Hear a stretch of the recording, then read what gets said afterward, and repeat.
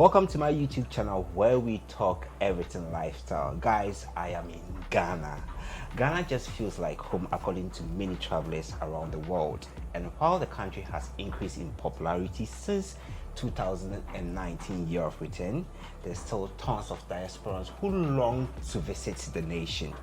I know some people are anxiously eager to step down here. Some have already booked your flight, packed your luggage, but before you come, I have some tips that will make your stay here more enjoyable. I'm not doing this alone. I'll be joined in by a good friend of mine who is a content creator who will be my co-host for this video. So I do have my friend Rico, who is a content creator, Travel with Rico. Yeah. Rico, what's up, Charlie? I'm good. Welcome back. Thank you. Yes. How is Ghana popping? I just landed 2 days ago. You know, Ghana is getting ready for the biggest party in the world. Yeah. You know, and actually, the way Detty December is going, Coachella has to now start thinking about moving to Ghana because it has to be hosted here, and it will have the best. You want them to clash with Afro Future? You know, it has to come. Yeah. And you know, it's just going to put a whole lockdown on Ghana. Yeah. And we'll have the best party they've had anywhere in the world. People are daring to come. So guys, we do have our tips to make your stay here in Ghana more enjoyable. Guys, first tip, you need to take the yellow fever jab. This is a requirement. This will be checked on arrival and on departure. So make sure to get it done. Rico. Yeah. Yeah, well, I do agree with you. Yeah, you have to do it, and I always recommend that. If you can do it before you come, that's great. Yeah. But if you can't do it, there's always a clinic available. Yeah, at the airport. At the airport, it might cost a little bit more, and it's important that you do it too, because what people need to note is that December in Ghana is the Hamatan period. Okay. So things are a bit dry. There's a lot of, there's some, sore throats and stuff passing around. And it's basically due to the weather. Okay. So it's important that people get their yellow fever jabs. People get some vitamins or whatever they need to pack with them to help them, survive the weather. Yeah. The government has put something in place for visa on arrival. Yeah. They've waived it off. Yeah, it's so... You just come through. You don't go through any. So there's nothing like... No, you don't have that. Wow. It's Wow. It's for the period of December. Wow. It came out, I think, a week or so ago. Yeah. So anybody coming here that needs visa on arrival is waived off. So you just pass through? Yeah, you just come in. Guys. For the period. At least guys. That's the information that came to me.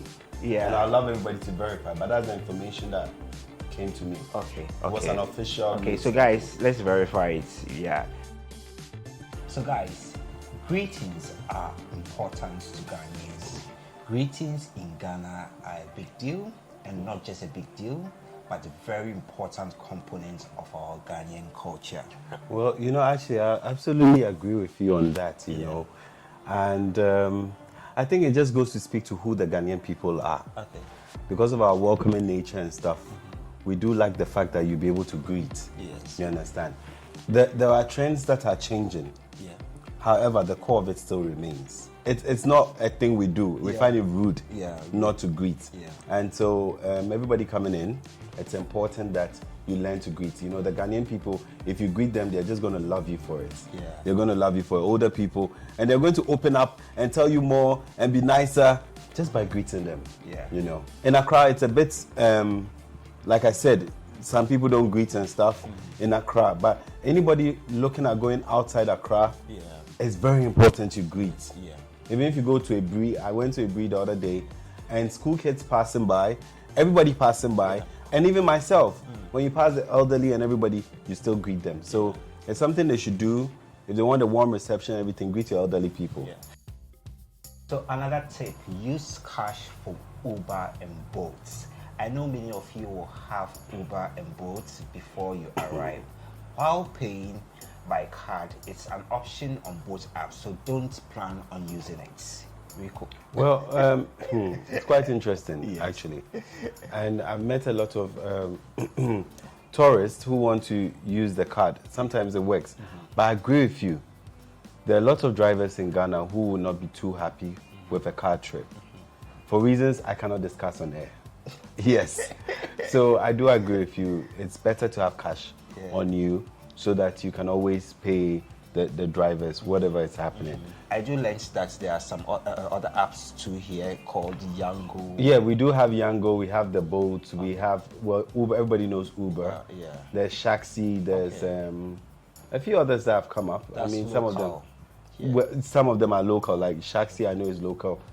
There's a Chinese one that came up. It's called Solar Taxi. Okay. Yeah, but for some reason, it's either they are still in pilot phase or they just want to keep the name in the system. Okay. Because I've been trying to search for a car forever, I never get one. But who knows? Maybe 30 December they'll bring it out. Guys, stick to your Uber and what you Exactly. got. That's electric cars though. Okay. Fully That's electric. cool. Wow. And it's cheaper. Wow. Yeah, because a trip that might charge you about 60 cedis, they could give it to you for 12 Ghana. Maybe that's why there's high demand. Oh, I'm sure. I've been trying for 3 months. I've still not gotten a car yet. So anyway. So guys, use cash for your Uber and Bolt services. Guys, keep your terms down. While the thumbs up gesture in many places around the world signifies approval, in Ghana it shows disrespect. Rico. Well, I need to come on that. No, it depends on how it's done. Yeah. Because we do thumbs up here. Yeah. But maybe if one wants to be doing a thumbs down and up at the same time, Right. it could mean something else. But I mean, we do thumbs up here. I think people will be forgiven. Yeah. Knowing that they are tourists, they'll be forgiven. And I mean, we could laugh about it. But yeah, that's a little I have to say about that. Guys, expect the police to stop you. Police stops in Ghana occur frequently, mainly at night, but they can happen throughout the day. Yeah, well, yeah, certainly. And it's something that happens here. In Ghana, we're going to search. There are times you need to be a bit friendly to the policeman. Okay. And it's going to help you. I mean, it happens. You have to be friendly. Yes, because think about it. They've been standing there the whole day. Okay. They are tired. They are serving the country. When you see them, say, "Oh, my friend, how are you? Okay. How are you?" Maybe have for a drink or have for something. You could do that, and everybody's okay. For tourists who want to go outside Accra, it's important to have a copy of your passport. Okay. Your passport page, your name, and your visa. Okay. It's important you have that. Because of the Detty December, there's a lot of people coming in. Yeah. They need to monitor a lot of things. So they will search. Make sure everybody is safe and everybody can have a good time. Ghanaians, we love to have a good time. We don't want any disturbances, friction, fights. No, we try to avoid it all. So the police are nice people. Just be gentle with them. Please don't go shouting, you know your rights. Please don't do that. You're just going to worsen your case, to be honest with you. Just talk with them, you know. Everything will be well. So guys, police stops are normal to us Ghanaians. Guys, never underestimate traffic in Accra. Accra traffic is nothing to be played with. You may see an attraction that you want to check out that is only 15 minutes away from your accommodation, and it might take you an hour or two. Exactly, and it happens a lot. I mean, it's even started. Traffic is getting, it's getting worse. Because we have the a lot pressure of is getting worse. Yeah, there's a lot of people coming in. Yeah, a lot of people coming in. There are a lot of vehicles, but December traffic is special. There are a lot of cars. People are going everywhere, and places can get really, really, really choked up. So please, if you need to get to a place by 8, don't think you leave at 7. You need to leave like 6 or maybe 5:45. You can get there early and do what you want to do. Or relax even at the venue. And relax at the venue. Yeah. Guys, be sure to carry cash. Someone like me, I hate carrying cash because the tendency of me losing cash is very high because I got accustomed with the using of card payment when I was in London. But I mean, for me to buy these water and stuff, I need cash. Well, certainly. Yeah. Ghana is moving to a cashless system. Yeah. It's not been, we are not there yet. Currently, the mobile money is what's really helping and stuff. It's one step. Yeah. So it's advisable to have cash on you. when you need to make certain purchases, like maybe on the streets, want to get some street food, or you want to go to like certain shops. However, you can use your card in all like the big restaurants, and I mean there are certain pubs and stuff, they'll take your card. We have reliable ATMs around. Oh yeah. So you which get is an very, ATM which around is every very, time, very. which is good. Forget you have a left hand. In my country, Ghana, actions like eating, waving, and handing an item to someone are to be done with the right hand. Sorry, left-handers. Well, I don't think it's you saying sorry to them is well, okay. Left-handed people can still do their thing. Yeah, okay. You can eat with your left. Okay. You can do certain things with your left. Yeah. But it will not be accepted you handing things to another person with a left. Okay. In Ghana, people are a bit biased to that, and particularly the older people will have a big problem with that. If you want to hand somebody a drink, you want to hand money, you don't give it with your left. Yeah. In the case where your right is very occupied, and you cannot give the money with your right because it's occupied. In the Ghanaian setting, you actually put your left on your right hand and you give it to the person to show respect. So there's a cultural thing we do. Left-handed people can still eat with their left hand. You can do your personal stuff with your left hand. But when you need to engage another person, it's important you always use your right hand. Yeah. I mean, when we were young, we were taught that, I mean, when we go to the toilets or the washroom, we use our, what you call, left hand to clean ourselves. That is why it's always appropriate that we use the right hand in giving or handing out something to someone. Pack your sunscreen and portable fan. Pack sunscreen, it's hot, especially all my black people. Protect that melanin because you can get sunburns and skin cancer too. Yeah. Oh, okay. Well, I think well that's something generally. Yeah. In hot places, even in temperate places, when the summer comes up and the temperature is high. Yeah, but it's you know always that important. we black people don't normally like to protect our skin Yes, because I think there isn't too much knowledge in the black setting. So it's important to have your sunscreen, to have your shades on, to protect your eyes. But we are in Hamatan. Okay. So it's not really too high with the sun. It just gets a bit humid, a bit dry, and a bit chilly at night, particularly in Accra. No, I mean in Ghana, but in Accra, it might fade fast. But now we can never really tell the weather, so it's good to be prepared. I agree with you on that. Exactly. So guys, pack your sunscreen along when coming. And sorry, if I may add, because it's the Hamatan and people usually get colds and stuff, there are very fantastic hospitals around that will give them like first class service.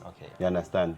You pay for it. I mean, you have to swipe the card, but you get first class service, everything you want. They're all around in Ghana. So don't worry about healthcare.